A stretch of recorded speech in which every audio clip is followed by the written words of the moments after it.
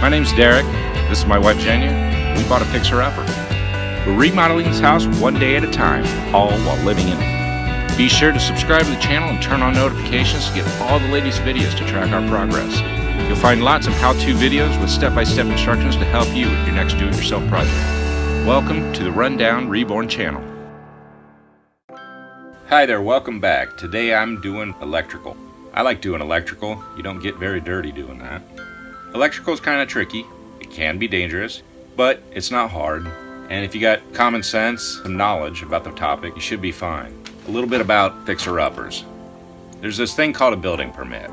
Usually you need one. I'm in Terre Haute, Indiana, and I went down to the building department at the city hall, and I asked, do I need a building permit? They said no. The reason? I live in the house. Now it depends on your jurisdiction or where you live as to what the rules are, and it varies state by state. But for me, in Indiana, Terre Haute, most small towns probably fit into this category. I don't need a permit for anything, if I'm living in the property. That's one key advantage to living in the property while you're doing your fixer-upper. So in that case, I don't have to hire a licensed electrician to do my work. Now, if I was building this to rent or flip immediately, I would need licensed contractors to do the work. They will allow you to do the work if you don't live in it, but you plan to live in it. But you'll need a building permit if you don't live in the property while you're doing the work. So you need to check with your city or your state or your county, whatever building department governs your location. Now electrical, if you're not comfortable with it, just hire an electrician, but they are expensive. So with a little bit of knowledge, you should be able to do some basic wiring, like putting in an outlet. I'm going to basically power up my room today and get everything hot so that I can start using outlets in the room to do future work. I'm starting with my last outlet, and that's right here. I've got another video, episode 7, that covers the work I've done up to this point and how to get ready for electrical. I recommend you watch that if you need to be brought up to speed on how to get to this point. Today I'm going to install an outlet in this box, and this is the last on the daisy chain that I've got set up in this room. There's 1, 2, 3, 4, 5 outlets in this room, and then a switch. This switch up above here is going to operate a ceiling fan and a ceiling light fixture. I'm not going to worry about that right now. I still have ceiling work to do. I'm going to go ahead and bring power up to it and just stop there. I'll do the switches later on. Today I just want to get electrified in the room and get some power in these outlets so I can start plugging in tools. You don't need a lot of tools to do electrical. You need a couple screwdrivers. I've got a Phillips head and a regular head screwdriver. You're going to need snips to cut wire. You're going to need a knife, so help us remove the sheathing. And the most important tool, a wire stripper here. The last tool you'll need is probably some needle nose pliers. These are real handy on trying to get the wires connected to the outlet itself. Now we got my outlet here. It's the cheapest one. On an outlet, you're going to have 3 things you need to look for. You're going to have some gold wires or copper wires, depending on the outlet, on one side, and silver on the other side. There'll also be usually a green screw, which is a ground screw. So to begin, we're going to connect this outlet to these wires. This wire here is the feeder wire. This is where power's coming from. This wire goes up to the switch. This will be the continuation of the power.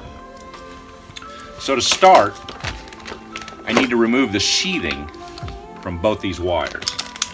To do that, you just use your knife here and cut a couple inches off right down the side. I'm just going to cut the wire open, peel that sheathing off. You're going to find some insulation paper in there, and just pull all that back to get the wires exposed, like so.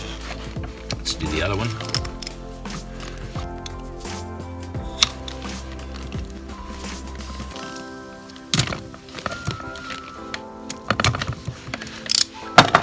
Now we have our wires. This is 14-2 wire. 14-2 wire, what does that mean? It means it's a 14 gauge, that's the size of the wire. And there's 2 wires that we're dealing with. There's also what's called a 14-3 wire. That would have a 3rd wire, a red wire. That's used for 3-way switches, or in other words, when you want a light fixture operated by 2 different switches on 2 different parts of the room. The 3rd wire is in every strand. It's a ground wire. Now, I want to take my wire strippers and strip some wire. On your pliers, you're going to have markings here. They're different size holes. So I'm using 14 gauge here. I'm just going to give myself about, well, just under ½ inch, maybe about 3/8 of an inch. And you just grip it and pull. And it'll strip that insulation right off the wire.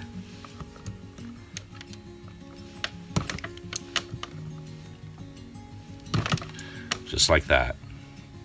So now we've got our exposed ends.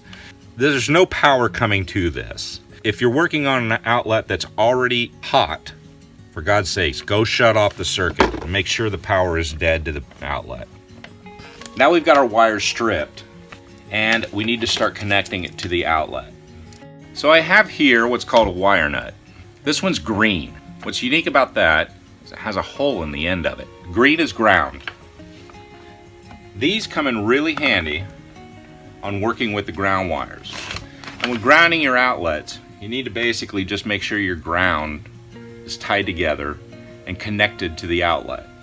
Eventually that ground wire will go back to the panel and ground there, which then eventually connects to a wire that goes into the ground itself, to a grounding rod that's placed in the ground. This grounds the whole circuit to make sure that you don't have electricity or the outlet itself electrified. So what I'm going to do is clip one of my ground wires a little shorter than the other. I'm going to take off about 1.5 inches or so of one of the ground wires. Now I'm going to take these 2 ground wires together, get these wires out of the way. I'm going to twist these wires together really tight using my pliers to make sure they're really well connected and they don't come apart and separate. Now I'll take my green wire nut and slide it over the end of the longer strand and screw that down to make sure they don't come apart ever. Then with the exposed end, I'm going to give that a little turn, about halfway. Now I'm going to take that green screw, hook it on to the wire so it wraps around, and then screw that screw down tight. That should hold our outlet in place while we work on the rest of it.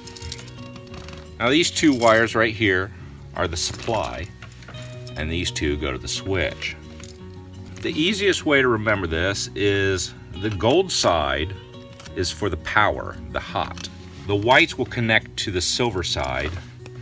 The blacks, or the hot wires, will connect to the gold side. To hook these on, we'll just bend those around. Just make a hook for each one of these wires. And then hook them onto the screws themselves, like so. And then tighten it down.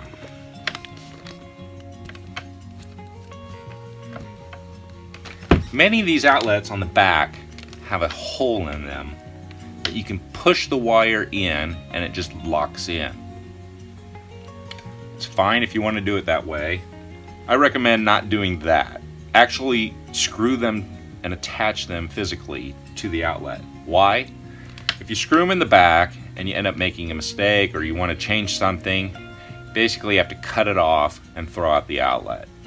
If you screw them on, it's replaceable, and you don't risk the wire pulling out down the road accidentally for some reason. So just go old school, hook them onto the screws, and it'll work just fine.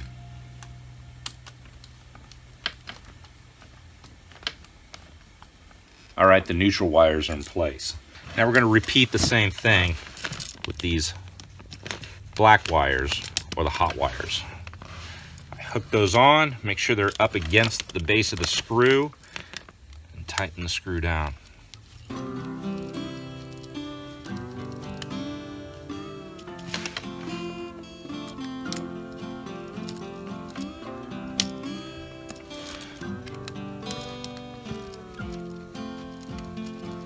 Alright, I've tightened the last screw up. And as you can see, it's all wired up. Let's get it back into the outlet box. We're going to bend these wires back. Try to get those way back in the back of the box. Just really work them back there. And then we just push that back in to the box itself. Get our mounting screws in place.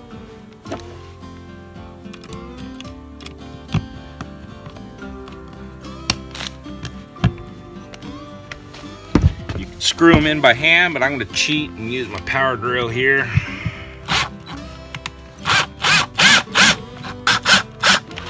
Snug them up.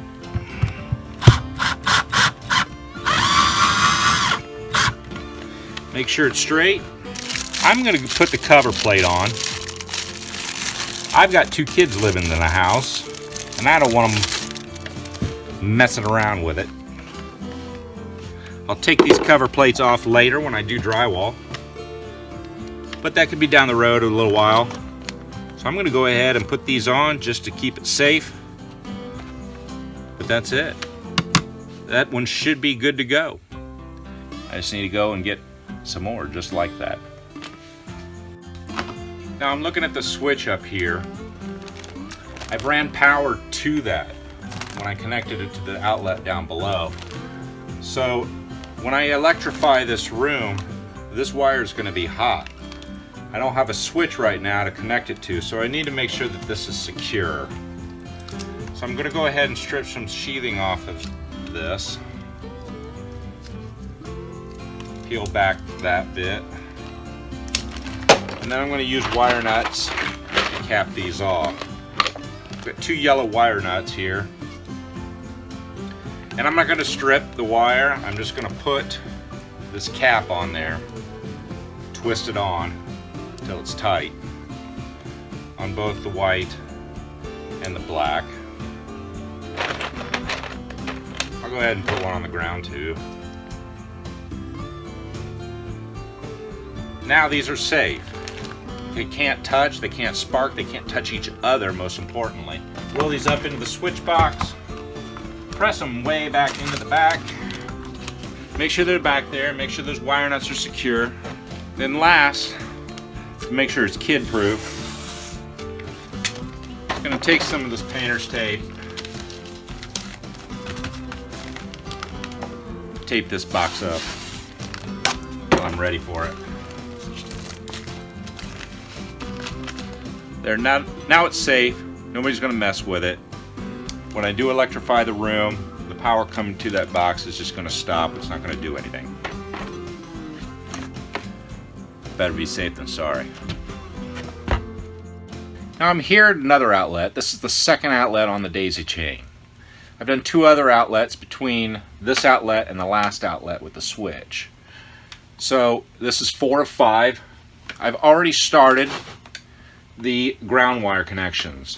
What I did, I took some spare wire like this, cut off about 6 to 8 inches, stripped that, and got myself the wires out of it. Then all the white and black wires I've stripped so their tips are exposed. I took my bridge ground wire and combined it with the 2 other ground wires in the supply line and the continuation line and connected them together with a green wire nut. Now I'm ready to connect the outlets. I'll take my first outlet, the green ground screw, and connect that to my bridge wire. Nice and snug. Take a second outlet, same thing. Put that looped end around the ground screw and tighten it up. So, this will be the second outlet, this will be the first one. I want to take my supply lines here, and we're going to connect white to silver and black to color. Let's put a loop on those.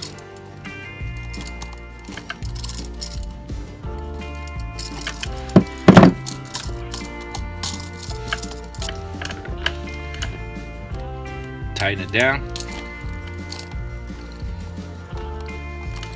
That's the first. Now we'll take our hot wire, connect it onto the gold side, tighten it down. Now this outlet is supplied will be hot. Now I'm going to take my black bridge wire, I'm going to loop both ends,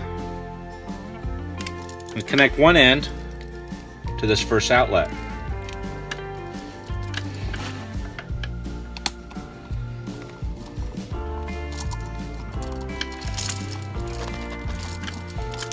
Then I'll take the other end and connect it to the second outlet.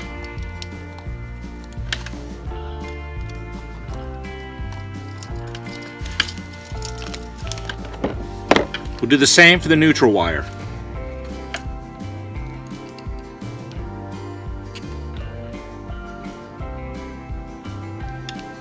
White to silver.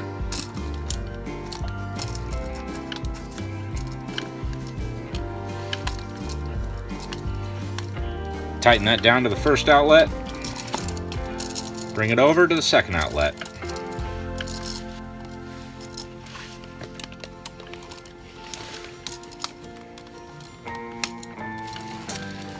So now we've got power to the first outlet, and then we bridge that power to the second outlet. Now we just need to connect the outgoing wire so that we continue on through the daisy chain.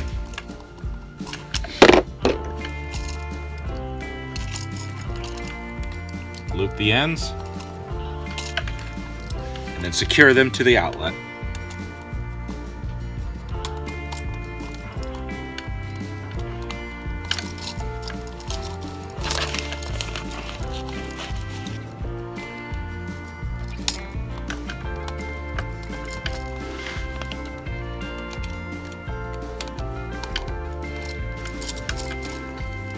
Now we're connected. We have our first outlet, second outlet, supply line comes into here, we bridge over to this one, and then go out to the next outlet. Let's go ahead and push our wires back into the box and secure the outlets to the box. Speed things up with a little drill.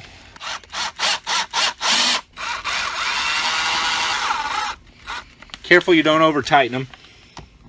You don't want to strip your box out. Then you have to replace the box.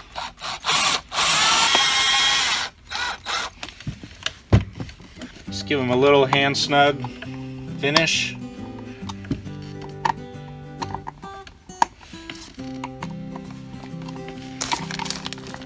We'll get our cover plate on. Now I just have one more of these, and I'll be ready to connect it to the panel. Now I'm here at this first box. This is the first box on the daisy chain. What's different about this one is you can see this yellow wire coming in. This is 12 gauge wire. 12-2, it's got the hot and the neutral and the ground wire in it. It's just a heavier gauge. This wire comes from this first outlet and goes back across the basement to the panel in the corner of the basement.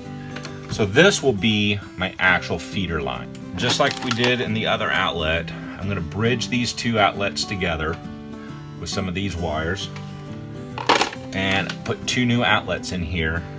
This wire continues on to the quad flex that we just did. I'm going to go ahead and connect this up, and then we'll head to the basement and look to get power supply to the chain.